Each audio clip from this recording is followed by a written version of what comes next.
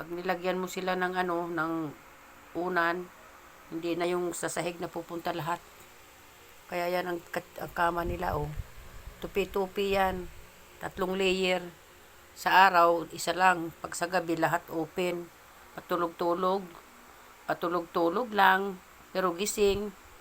Nag-aantay ng pagkain. Pagkalatog pinggan yan, eh. O, Trixie!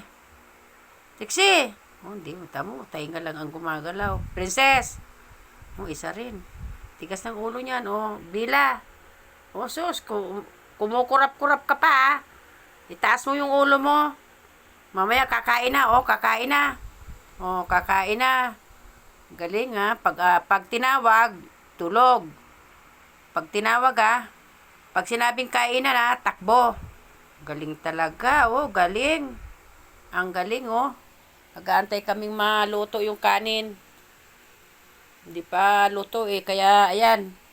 Galing, ang galing. Tinitingnan niya doon ang pagkain sa sa labas. Kusina, kung luto na ba siya o hindi.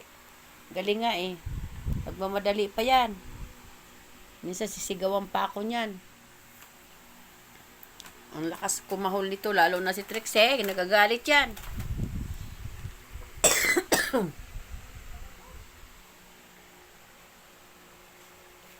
Ang dalawa kong aso nasa labas, kinulong ko. Karoon ng mga kuto-kuto diyan sa na lalagyan sila,